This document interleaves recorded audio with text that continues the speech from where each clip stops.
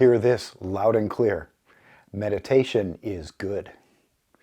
Originally produced in cooperation with Yoga One Studios, this is one in a series of practices about mindfulness meditation, yoga philosophy, and the art of accepting uncertainty. This session focuses on yoga's formula for dealing with change, followed by a practice called labeling.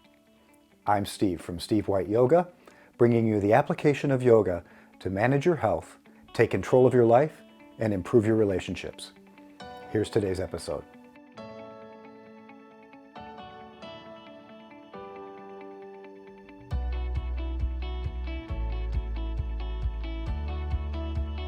If you haven't been with us before for these particular sessions, please welcome. My name is Steve. I'm a teacher at Yoga One and have been for closing in on 10 years, I think. And in the meantime, as my side job, yoga is about meditation and meditation is about yoga. But I got some additional yoga training starting in the early 2000s I wasn't a Buddhist, but I attended Buddhist meditation centers for a couple of years and got some training there.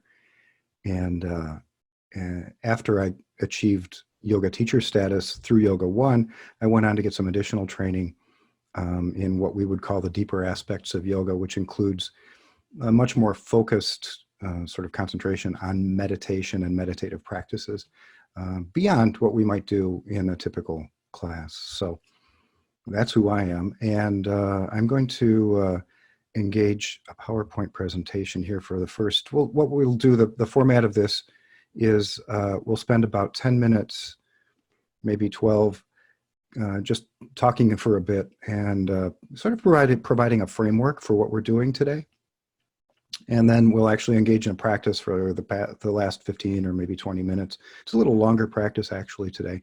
This is a guided meditation practice. So if this, again, is completely new to you, don't run away screaming at the prospect of having to be silent with your thoughts for much more than a few moments. Let's see, I will bring this up. Here we are.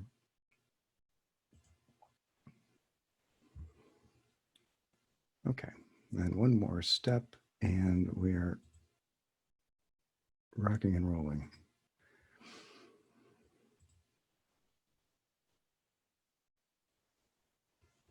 All right. So we'll talk a little bit in a moment about what mindfulness specifically is, but we're kind of combining the idea of mindfulness practices along with yoga philosophy. And in yoga, we start from the premise that what happens in the outside world is largely beyond our control. But the thing that is within our control is the mind itself. So what happens, but how we respond to it is elective. And that being elective is a practice, or is a skill rather, that's developed over a period of time. So what happens out there will happen whether we pay attention or we don't pay attention, whether we ruminate or not, whether we spend large chunks of our time reading about it, watching media, discussing with other people. It's the goings on of the world are going to go on anyway, is the point. And they aren't affected by how you respond to it. So you can be as anxious as you want, or as worried as you want, or as depressed as you want. And these are all legitimate feelings. I'm not suggesting that they're not, but the world doesn't care. The events of the world will continue regardless. And so to make it a more pleasant experience, the suggestion in yoga is that we learn how to control our responses rather than worry about those things that we can't control. So the question becomes, how can we establish the very best responses, whether it's to the COVID-19 or any situation in life which might cause us distress? And even more, how can we manifest ourselves in a way to most positively impact those in our circle of influence, which is sort of the ultimate goal of yoga, is to proliferate goodness and love and peace and understanding and all of those things and all of those qualities. So that's sort of the backdrop here. This is a quote from one of my favorite television shows of all time. It is "Change ain't looking for friends. Change calls the tune we dance to." This comes from a show called Deadwood, which is sort of long gone now. It was only on for a few seasons on HBO, but it was, I thought, probably the most brilliant show I'd ever watched. So anyway, I pulled that out from one of the characters there. So here are some sort of definitions of mindfulness. Mindfulness is, for instance, being in the now. It is a sense of being connected. It is non-judgmental. And it is something that is not just a matter of practicing in the moment, but as we sort of gain skill, it becomes something that impacts our entire day. So at its best form, it helps us to flow through the day. Wouldn't that be lovely? So mindfulness practices are a method to help foster control over our lives, from a physiological standpoint to rewire our brain, and ultimately to accommodate change more fully and more functionally. So that's mindfulness. So just a brief review, if you haven't been with us, or even if you have for the past week or so that we've been doing this, what we know about ourselves, about the human species, is that we are wired for a negativity bias, is the term that's often used in psychology. So we are looking for signs of danger. We're anticipating the possibility of catastrophe, of something bad happening. And therefore, our sort of first line of defense in almost any situation in life is to have some vigilance. And this isn't it isn't a matter of a switch that you can turn on or turn off. This is wired in at the level of DNA, and it's the same DNA that's been floating around through humanity for as long as humanity's been around. And of course, it's the same DNA that's affects the rest of the natural world. Everyone has their defense mechanisms, right? So in the specific case of humans, we sort of almost expect that something might go wrong. And so we have this sort of hypervigilance built in to look for it. So when something does go wrong, imagine what happens then. And all of the electrochemical and hormonal changes that take place in our body as a result of experiencing what we fear to be true to be actually true. So science is confirming that is now confirming the benefits of an ancient practice. They've been studying meditation really probably for 20 years or maybe 25 years with any seriousness in the West, and have come to a startling list of conclusions about the changes that can be made as a result of a regular meditation practice, but reduced stress and anxiety, control over depression, better focus, decreased or reduced aging in the brain itself, better sleep. The list goes on and on and on. And if you want to know what the list is, all you have to do is Google mindfulness meditation or meditation results or meditation benefits. And it won't take long for you to come to the conclusion that there's a lot of good things that happen as a result of meditation. So hopefully part of the reason that you're here today is because you already have some belief that there might be some benefit in this stuff. Some of you may have a regular meditation practice already, and for you, or to you, bravo. This is the charge that we have in the yoga world, is to bring people into a state of presence. And whether that happens in a classroom setting where you have sticky mats and foam blocks, or whether it happens on a cushion, or in a case like this, whether it happens in a Zoom environment, we're all here to spread the word. So we've done essentially 3 practices so far in the 3 sessions. The first one was called anchoring, and we'll talk a little bit more about that in a couple of minutes here. The second practice was called coming back to the hub. The hub is the idea of being present in the moment and moving away from the hub, or to use the analogy, heading out into the spokes, is our mind carrying us off in a direction. And it may be a good direction or a bad direction. We don't want to say that, all thinking is bad thinking. But when we're carried off, we can sometimes end up in the outer edges of the wheel in this sort of constant over and over thinking and feeling and reacting and thinking and feeling and reacting, and never really getting out of that experience and back to the presence, which, at least by yoga terms, they would say is the important place to be.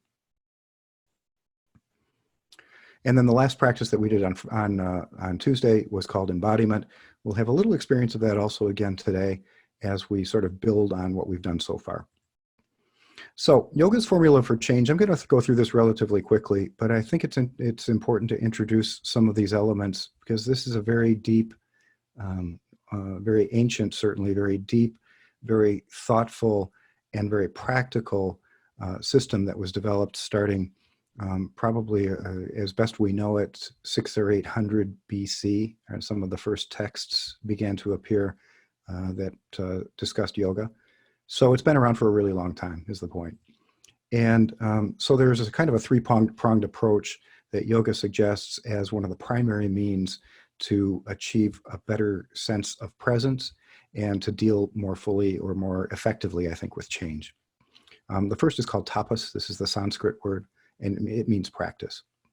So practice, the text would say, uninterrupted over a long period of time, taken seriously and respectfully. So if you practice once a week, you maybe get some benefit out of it. If you practice a couple of times a week, again, it's probably better than not at all. But the real magic of this starts to occur when you do a regular practice. Daily is the prescription. If it isn't daily, it should be ideally most days of the week. And it doesn't have to be very long, and that's the beautiful thing about it. So we have practice. The second spoke in this wheel is called svadhyaya, the Sanskrit word, which translates often as self-reflection. So this is the idea that through practice, we come to know ourselves better.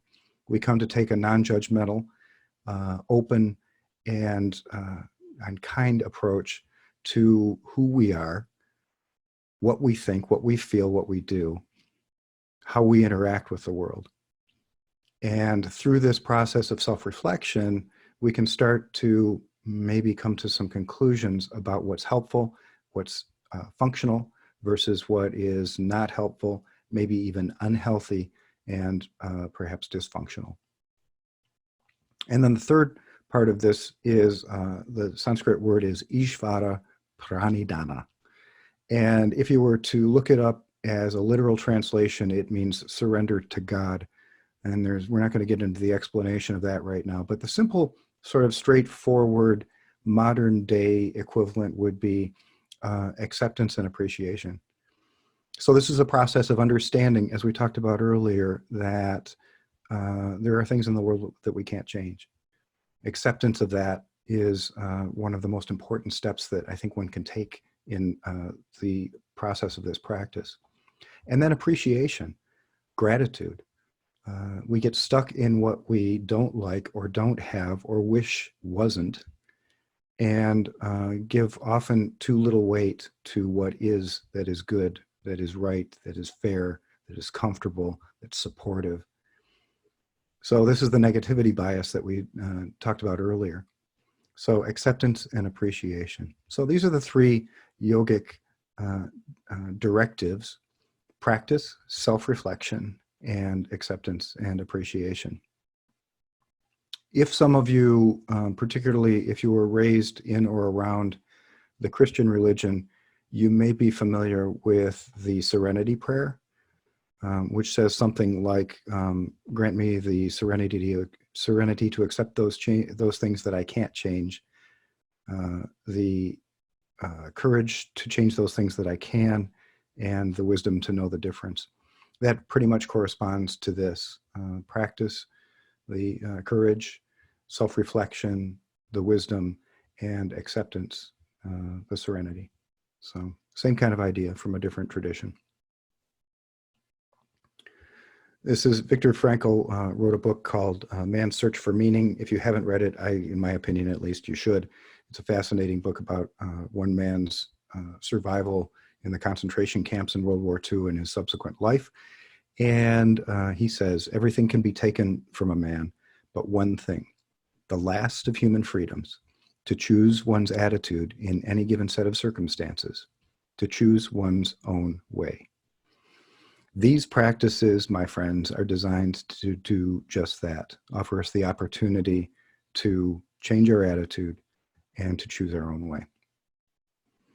So let me make this go away and we'll do a practice. So if you would, go ahead and settle in. We prefer for these practices, at least, it isn't a sin to lie down when you do a meditation practice, but the inherent danger, obviously, is that you fall asleep. And so it's not suggested sort of as a first means. So I would suggest sitting up and sitting upright if you can, without the support of a chair backing, if you're in a chair or on a couch. And unless that's necessary for the survival of your back or hips or whatever. So provided that you can, please sit upright and sort of settle in. Let your feet lie flat on the floor if you're sitting in a chair or some other similar piece of furniture.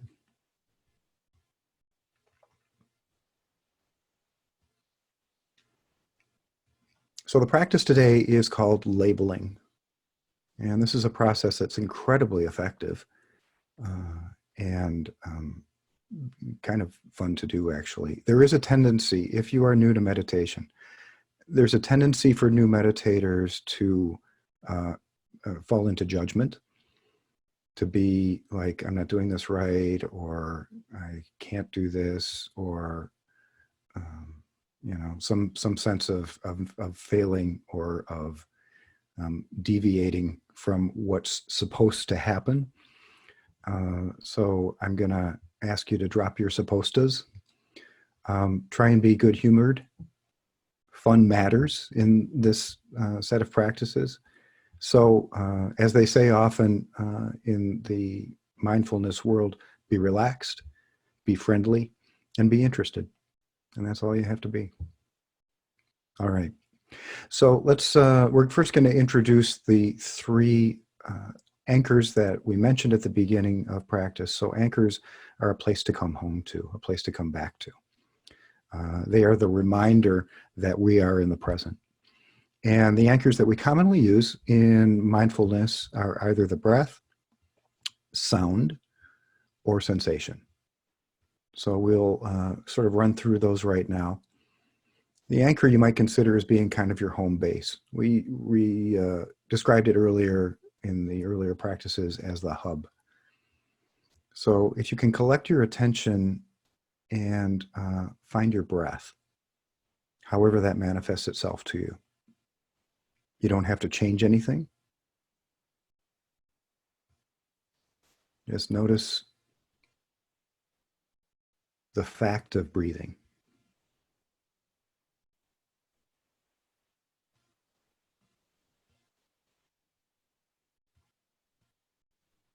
And then shift gears for just a moment.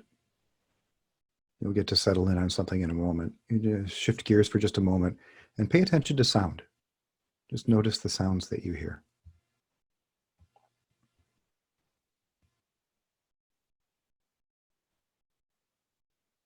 Try not to get carried off into analysis. Just be an observer. Like you're an impartial third party.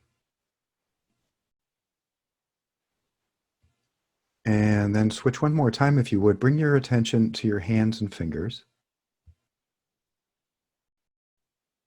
And find what sensation occurs to you there.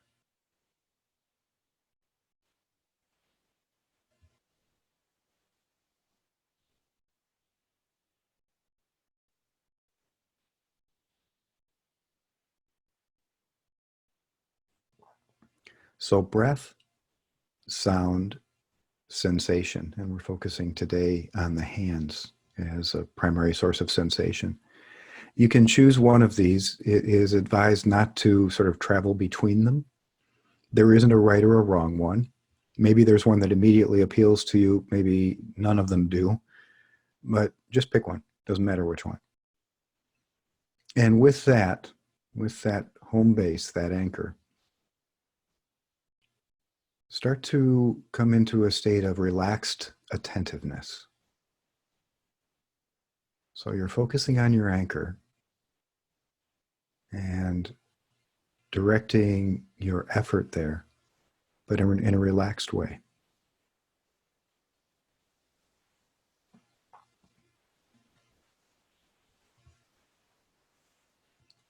You might be able to sense how the home base connects you with presence.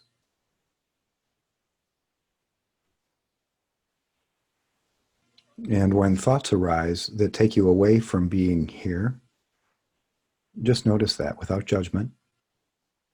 Acknowledge your thoughts and try labeling them, thinking.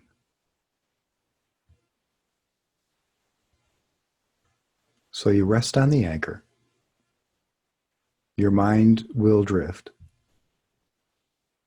When you recognize that, label the thought thinking and let it go.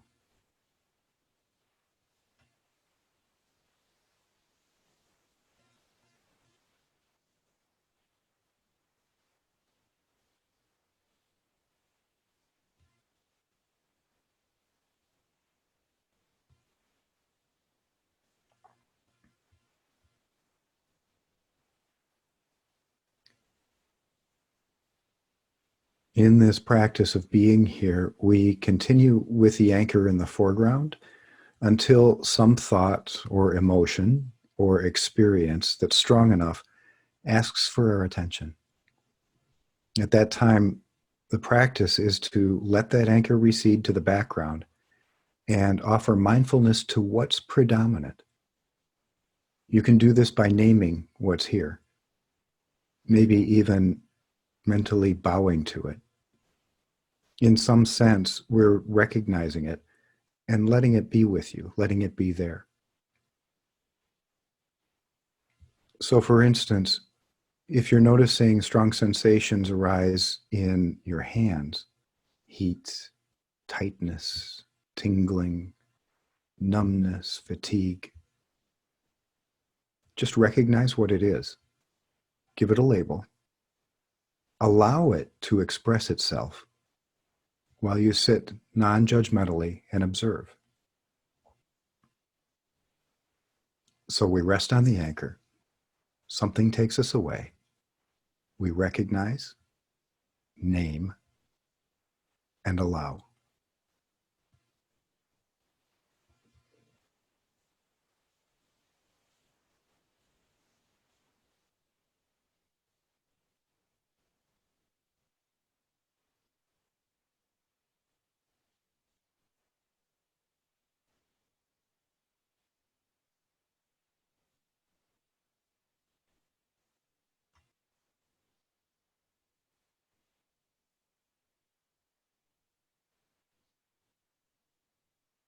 So in some way, as something carries you away from your anchor, you're bowing, saying, okay, this is here too.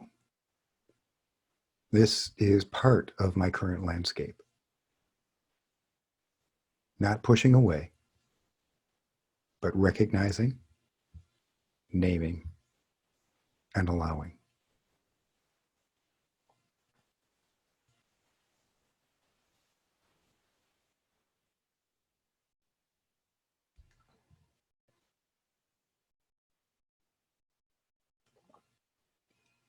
If it's a thought, you can say thinking.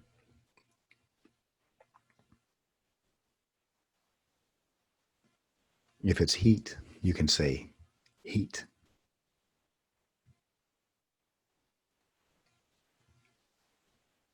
If it's annoyance, you can say annoyed.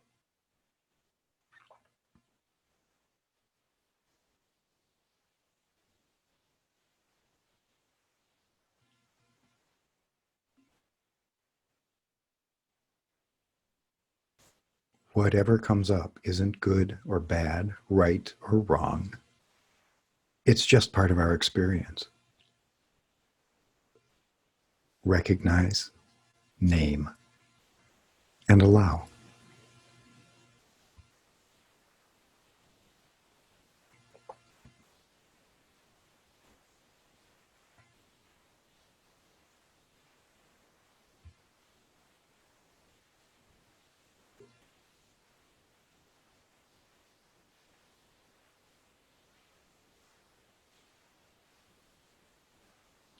If your mind goes off into a story, then just notice that and pause.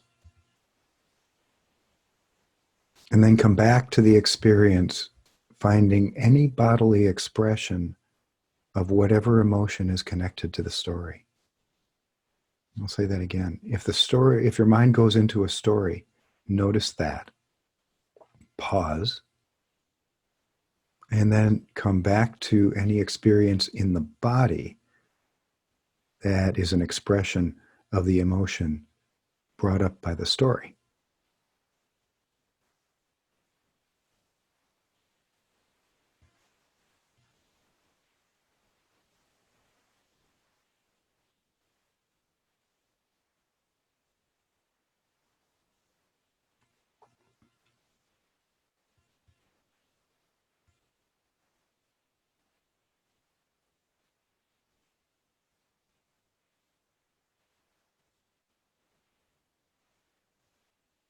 So name what you find. Tensing of the legs, restlessness, tranquility. Whatever you discover gets a label and then a gentle acknowledgement as you allow.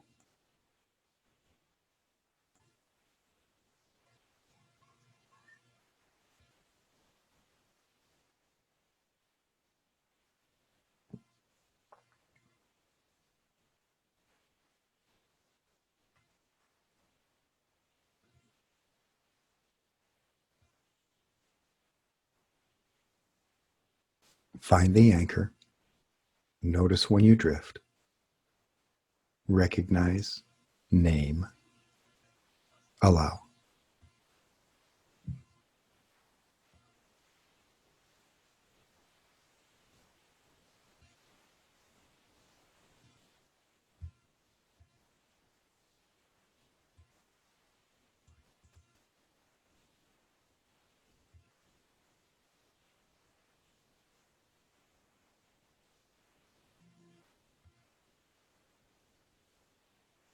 No matter where your mind moves, or how quickly, or how slowly, if you're sluggish, all is just experience.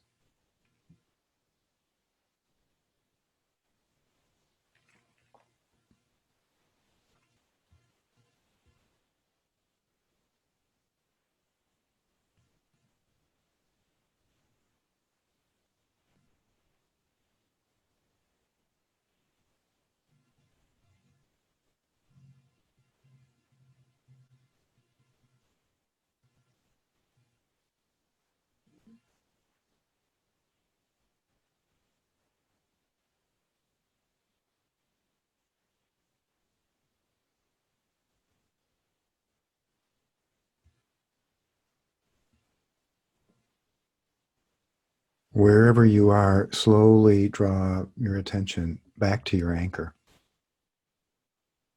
Breath, sensation, sound.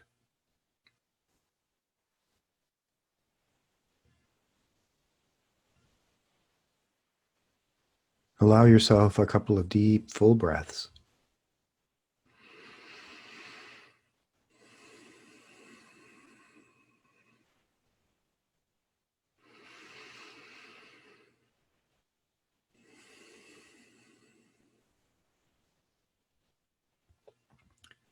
And then relax your effort. So this, my friends, is mindfulness. I will offer a couple of things here. Let me just pull up the PowerPoint once again.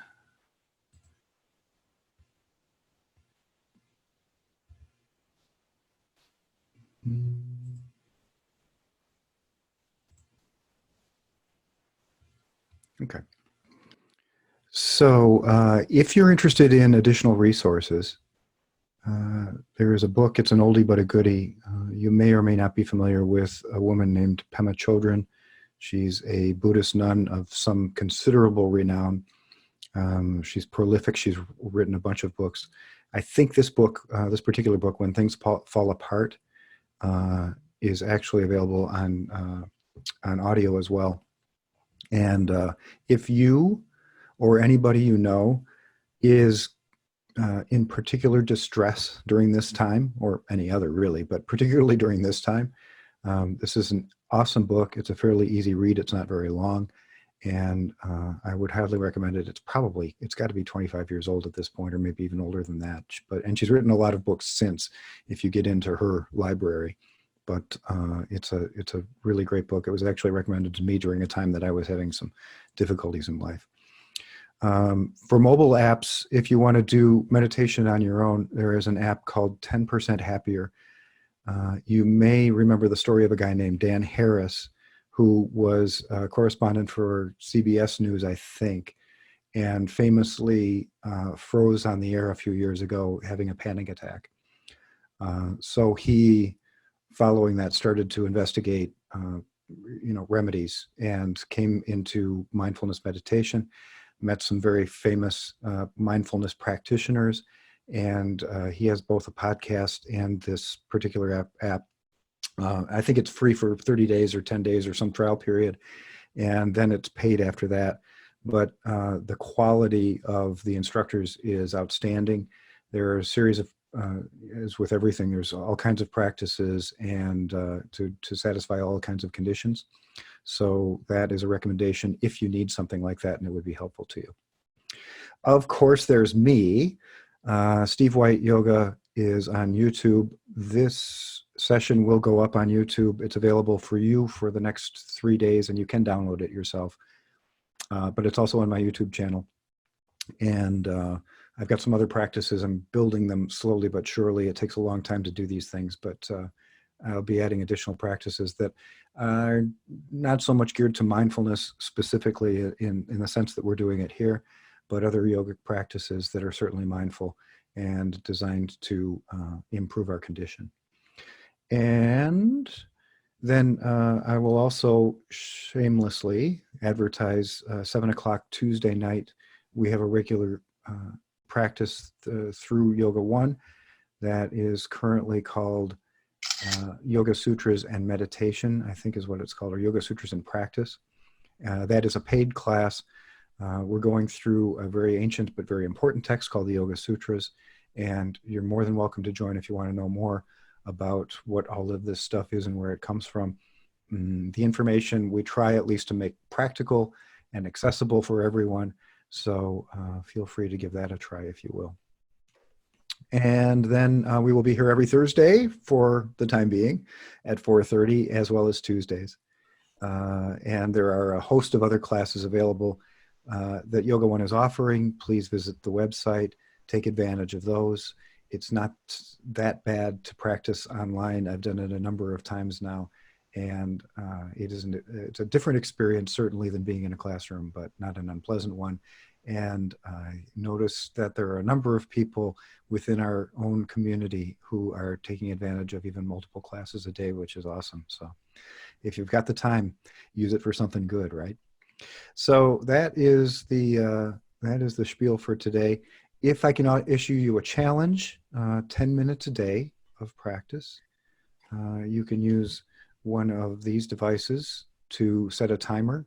And then once you've set the timer, take the timer, put it behind you so you don't have the temptation to look at it and see how much longer.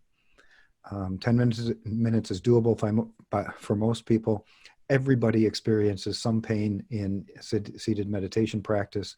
It may be physical, psychological, or otherwise, but we all get through it. And the bounty at the end of the practice, particularly built up over a period of time, is great. And then next week, there's one more challenge if you wish to embark, is find something that is a routine for you and make it mindful. So the one that is most often suggested is like brushing your teeth.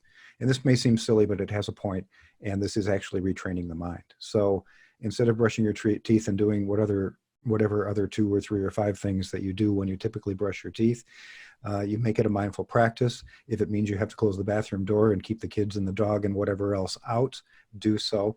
And just, be in the moment. This is all mindfulness. It works just as well as a seated practice. So try that. Add something, identify something and add it to your repertoire. Next week on Tuesday, we'll be dealing with difficult emotions. Ooh, good one. So please come back for that. Thanks for joining today. I hope you got value out of today's session. For more information and practices, visit me on my YouTube channel, Steve White Yoga, or find me at www.stevewhiteyoga.com. See you next time.